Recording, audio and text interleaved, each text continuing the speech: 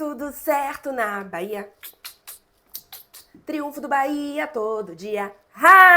Estamos de volta, hein? Estamos de volta, claramente tricolor, depois desse triunfo para cima do Vitória. Bavi 2-0 pro Bahia. Já informo que este quadro semanal, agora retornando, fala do Bahia, de uma perspectiva do Bahia, de uma torcedora do Bahia. Então, se você é torcedor do Vitória, você não está no lugar correto, você é bem-vindo para assistir ao vídeo, mas não me cobre que fale do Vitória, porque aqui é sempre uma perspectiva do Bahia, afinal, sou claramente tricolor. O quadro hoje para falar um pouquinho desse triunfo do Bahia, desse momento de duas vitórias, né, Copa do Brasil e Brasileirão, pós uma oscilação grande em que eu não consegui fazer vídeo aqui porque estava numa cobertura intensa de Olimpíadas, mas agora a gente retorna com tudo no canal, então peço que você se inscreva para não perder nenhum vídeo por aqui. Conte para outros tricolores que Clara Albuquerque, correspondente da TNT, que mora em Paris, depois de morar na Itália, está falando do Bahia, para o canal crescer, e não deixa de deixar o like aqui no vídeo.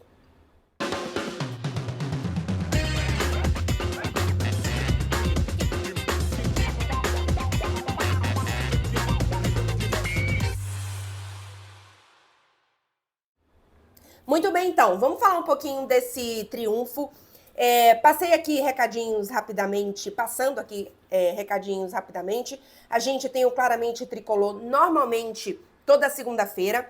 Vou começar já nessa semana uma expectativa pro futebol europeu, né? Então vamos fazer vídeos aqui do que esperar do PSG, do que esperar dos times do futebol italiano, os principais, enfim. Em setembro a gente tem Liga dos Campeões, então já voltamos um pouquinho com esses vídeos. E na quinta-feira tem Tudo às Claras, quadro respondendo as perguntas de vocês.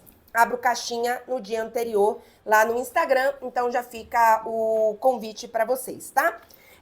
Seguinte, a coisa mais importante desse jogo era realmente o triunfo, porque este Bahia, este grupo do Bahia, ainda tinha uma relação um pouco morna, talvez, com o clássico, com o Bavi. A gente teve essa sensação como torcedor mesmo, independente da questão tática, de quem jogou bem, de quem jogou mal, de que esse elenco estava faltando um pouco de fogo nesse clássico. A gente viu, claro, em alguns momentos isso aparecer, o próprio Jean Lucas, eu lembro que ele falou bastante, né, sobre a comemoração dele de imitar a galinha, enfim, eu não lembro agora exatamente qual dos Bavis foi esse, que minha memória é péssima, mas a gente faltava como um coletivo, talvez.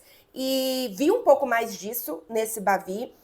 Foi uma equipe que a gente receber um pouco mais de energia, de garra mesmo, de lutar pela última bola, de ter um pouco mais de empenho no jogo, independente, tá, da parte tática, de quem jogou bem, de quem jogou mal. Eu acho que era importante isso para esse grupo, porque é um grupo que tem qualidade, a gente sabe da qualidade técnica desse time do Bahia, mas que precisa de uma confiança, de uma motivação que a gente perdeu, eu acho, em alguns jogos, mas no Bavi eu acho que a gente sentiu um pouco isso. Então, era um elenco que estava devendo um pouco no Bavi nesse sentido. Então, eu reconheci um pouco disso. Se vocês reconheceram também, deixem aqui nos comentários, quero a opinião de vocês sobre o que vocês acharam do Bavi.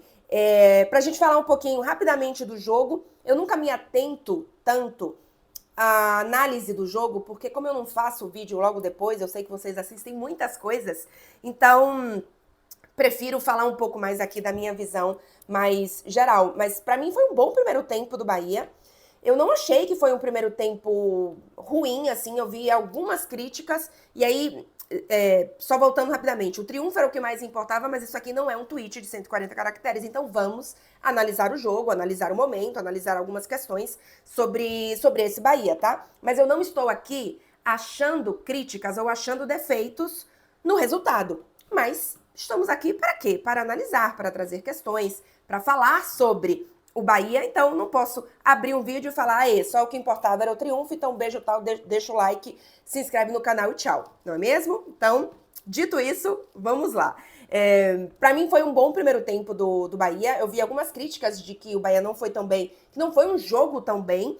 Eu acho que o segundo tempo, aí sim, a gente tem críticas mais, mas eu achei que o primeiro tempo o Bahia controlou bem mais o jogo, fez um pouco mais do que gosta de fazer. Obviamente, Everton Ribeiro traz um tipo de presença em campo diferente. Eu acho que o Bahia sentiu a saída dele, foi algo que realmente fez diferença, ainda que isso tenha acontecido mais no segundo tempo, porque afinal ele saiu, foi o quê? 20 minutos do primeiro tempo, um pouquinho antes, né?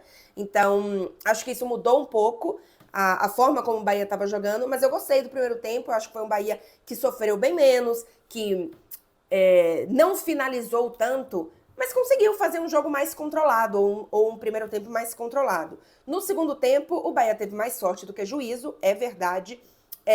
Eu acho que o time acabou sentindo a sequência de jogos, só que se a gente já tá falando que a cada sequência de jogos o Bahia sente, já tem um alerta aí de elenco, a gente já sabia disso, já falei sobre isso em outros vídeos, e acho que mais uma vez a gente tá vendo que esse elenco tem carências. A gente sabia que isso ia acontecer, né? Ninguém achava que o elenco do Bahia estava totalmente perfeito e pronto para esse primeiro Campeonato Brasileiro, em que eu entendo que é um Bahia já mais montado do que o da temporada passada, tá?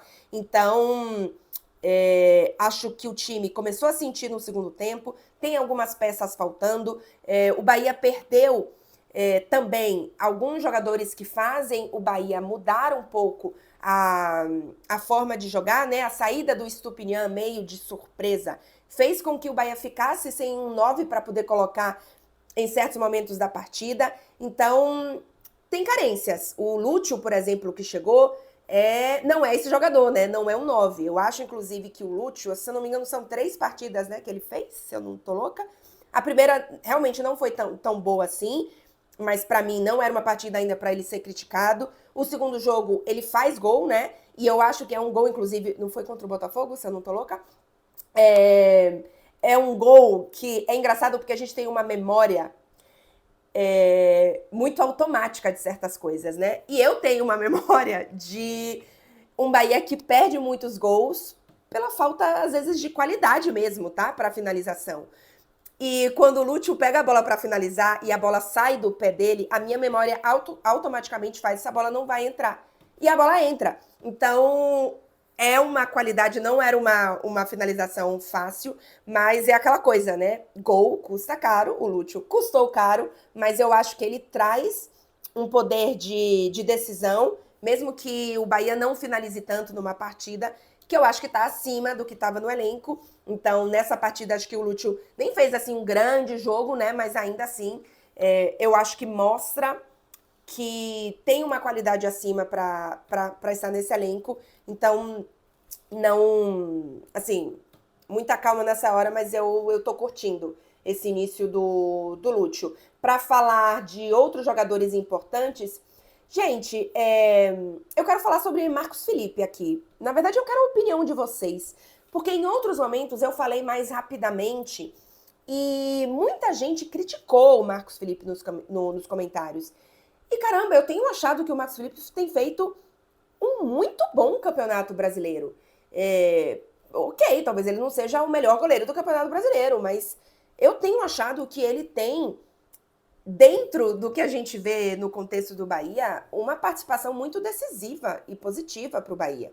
Então, beleza, talvez ele não tenha uma saída de bola tão boa, talvez ele tenha isso para melhorar, mas eu acho que ele tem feito defesas muito difíceis em momentos muito difíceis dos jogos, e aconteceu isso novamente no Bavi. Então, eu não tenho tantas críticas para o Marcos Felipe quanto eu tenho escutado de outros torcedores. Então, quero a opinião de vocês sobre isso. A outra coisa sobre Juba, acho que o Marcos Felipe foi eleito o melhor da partida, mas poderia ter sido o Juba também. O Juba faz um grande jogo, mais na função dele, e eu até estava escutando depois a coletiva do Rogério Ceni, e ele fala que talvez a melhor característica, assim, até como ele se destacou antes seja o avanço mais na linha de fundo, os cruzamentos e tal, e no Bahia ele acaba não fazendo tanto isso, porque o Bahia não tem uma referência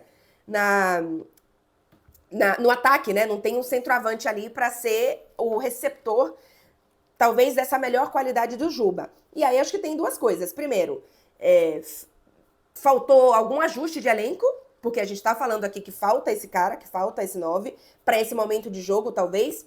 Entendo que não seja o principal modelo de jogo do Bahia, e para mim tá tudo certo. Eu gosto, inclusive, do modelo de jogo que o Bahia tem como ideal, ainda que ele não esteja ainda neste momento ideal, mas você precisa ter alternativas, né? Então, faltou na montagem de elenco essa peça, se você contratou esse jogador com essa característica como melhor característica, que é o caso do Juba. E aí tem também um papel importante do Rogério Ceni de saber adaptar as características melhores de um jogador que é muito bom com as características dos outros jogadores que você tem. O Rogério Ceni, para mim, fez uma leitura muito boa do jogo. Demorou a mudar, porque eu acho que o Bahia no segundo tempo, quando foi pressionado mesmo pelo Vitória, tava faltando perna, tava faltando energia nova. Então, mesmo que o Rogério Ceni não conseguisse manter exatamente o mesmo esquema que ele queria, exatamente a mesma forma de jogar que ele queria, claramente o Bahia estava precisando de pernas novas naquele momento. Então, se tá faltando gente para substituir o Jean Lucas e o Caio Alexandre, ok, eu entendo, mas ao mesmo tempo você não pode deixar o time morrer porque você não tem as peças exatamente do jeito que você quer. Então você precisa ter alternativas. A gente já tem falado sobre isso aqui durante todo esse Campeonato Brasileiro. Esse Bahia tem qualidade, mas faltam alternativas, o elenco não tá pronto. E aí, eu só sou um pouco mais cuidadosa com a cobrança de que... E aí, cadê a diretoria? Cadê os reforços? Gente, os reforços estão vindo. Se a gente pensar, o time titular desse Bahia nessa temporada já tem muitos reforços que chegaram. Não dá para montar 11 jogadores titulares, mais os reservas ideais numa primeira temporada de mais investimento. Então, eu entendo a frustração de que o Bahia começou o campeonato brigando ali entre os 2, 3 primeiros colocados e agora faz um campeonato mais realista. Eu na minha previsão lá no início do ano, tinha uma expectativa de o Bahia na 6ª colocação do Campeonato Brasileiro, nesse momento está na 7ª. Então, para mim, é uma posição realista. Eu entendo a frustração, eu também fiquei frustrada com a oscilação que o Bahia teve, mas a cobrança por reforços, vamos tirar abrir a carteira e tal, isso vai acontecer agora. Eu acho que agora deveria vir um 9, isso eu acho que sim, mas você também não pode sair contratando tudo e não prezar tanto pela qualidade. Será que tem um 9 que nesse momento é acessível e tem qualidade? E também tem o zagueiro que a gente acha que precisa, os 2 reservas para o meio campo que a gente acha que precisa, todos com a qualidade que a gente quer, na oportunidade que a gente quer? Não. Então, eu entendo que é uma temporada de já muito investimento, de uma subida de qualidade importante no time titular, mas que é uma temporada também de diagnóstico de elenco. E aí, no mundo ideal, a gente faz um diagnóstico de elenco no papel. Na vida real, o diagnóstico de elenco acontece durante a temporada em campo. Então, para mim, é um pouco por aí. Era importante demais quebrar o ciclo das derrotas e dos empates no Campeonato Brasileiro, não se afastar tanto do pelotão de cima. E é importante dizer, o Bahia está na 7ª colocação, mas o Atlético Paranaense e o Atlético Mineiro, que estão em 8º e 9º, tem 2 jogos a menos, tá? Nesse momento. Então, é uma diferença, neste momento, de 6 pontos entre essas duas equipes, mas que, na verdade, tem 2 jogos a menos. Então, é ainda meio tenso em relação à tabela, mas vamos ver o que esse Bahia, a partir de agora, consegue fazer, se essa oscilação realmente passou. O Bahia tem agora 2 jogos só nos finais de semana, né? Então tem a semana maior para treinar. Acho que pro próximo jogo, acho que só o Rezende volta, se eu não me engano é isso. Ainda tem jogadores para voltar que não vão voltar agora contra o Grêmio. Então É isso, é ir se segurando dentro desse diagnóstico, dentro do que tá chegando. Acho que o Lúcio Rodrigues vai ser mais importante nesse poder de decisão do Bahia, num jogo em que o Bahia não finalize tanto, como foi, inclusive, diante do Vitória. E administrando no sentido de tabela, não de administrar jogo quando tiver 1-0. E, enfim, e colocar como objetivo uma vaga na Libertadores. É isso, gente. Acho que é um pouco disso aí. Bom, claramente tricolor eu sou. Este é o quadro em que falamos do Bahia por aqui. Vou pedir para você não sair do vídeo antes de deixar o like. Confere se você está inscrito no canal e envia este vídeo, este canal para os seus amigos tricolores, que é para a gente crescer aqui essa comunidade de tricolores falando um pouquinho mais sobre o Bahia, tá bom? Essa semana, repito, voltamos a mais vídeos no canal. Se você vem aqui apenas pelos vídeos do Bahia, eu peço que também dê uma olhadinha no outro conteúdo. A gente fala aqui de futebol europeu, Liga dos Campeões, a gente tem campeonatos nacionais voltando neste final de semana, então já começarei, repito, com aqui a série O que Esperar do PSG, da Inter, da Juventus, do Milan, enfim, e por aí vai. É isso, gente. Até o próximo vídeo. Tchau, tchau.